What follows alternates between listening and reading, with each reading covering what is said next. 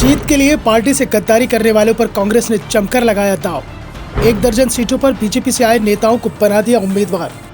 सिंधिया समर्थकों को कांग्रेस ने जमकर दिया टिकट।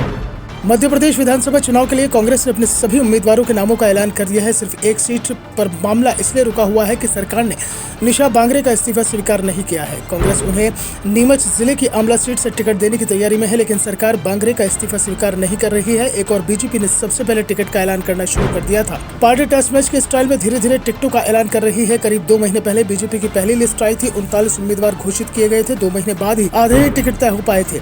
17 अगस्त को बीजेपी की पहली लिस्ट आई थी और 94 सीटों पर अभी भी उम्मीदवारों का चयन होना बाकी है।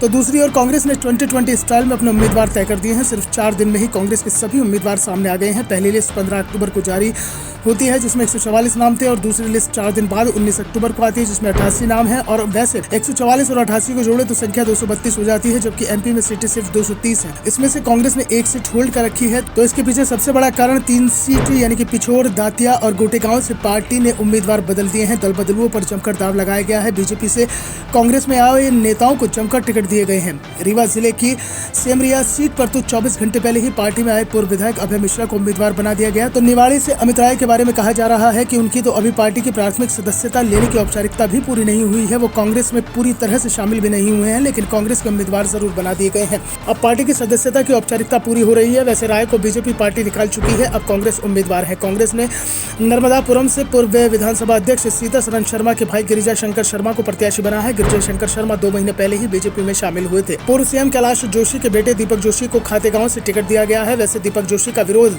खातेगांव में पहले से ही शुरू हो चुका है। उनके खिलाफ पार्टी कार्यकर्ताओं ने ही पोस्टर लगा दिए हैं। दीपक जोशी इसे बीजेपी की शरारत बता रहे हैं। फिलहाल वो अब कांग्रेस के उम्मीदवार बन चुके हैं। इसके अलावा धार जिले की बदनावर सीट से बीजेपी के पूर्व विधायक भंवर सिंह शेखावत को कांग्रेस ने उम्मीदवार बनाया है। वो बीजेपी छोड़कर कांग्रेस में शामिल हुए थे। कांग्रेस में शामिल होने से पहले शेखावत ने ऐलान कर दिया था कि वो चुनाव जरूर लड़ेंगे, बीजेपी टिकट दे या न दे।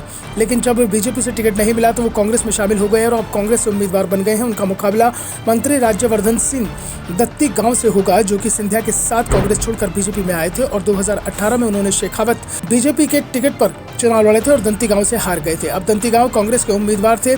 अब कहानी पूरी तरह से पलट गई है। दंती गांव बीजेपी के तो शेखावत कांग्रेस के उम्मीदवार हैं। इस तरह से नीमच जिले की जावत सीट से समंदर पटेल को टिकट दिया है कि वो पिछले महीने कांग्रेस में शामिल हुए थे। समंदर पटेल उस समय चर्चाओं में आ गए थे जब वो 1200 गाड़ियों के काफिले के साथ भोपाल बीजेपी ऑफिस पहुंचे थे और पार्टी से इस्तीफा दिया था। और बीजेपी से इस्तीफा देने के बाद कांग्रेस में चले गए थे। समंदर पटेल को ज्योतिरादित्य सिंधिया का समर्थक माना जाता है। साफ है कि टिकट देने के मामले में कांग्रेस ने सिर्फ जीत को ध्यान में रखा है और इस बात को भी ध्यान में रखा है कि पार्टी में टिकट वितरण के बाद बगावत न हो जाए, और इसी के चलते सिर्फ 9 विधायकों के टिकट काटे गए हैं। पार्टी ने अधिकांश विधायकों को उम्मीदवार बना दिया है। Bureau report, the Dhakad news.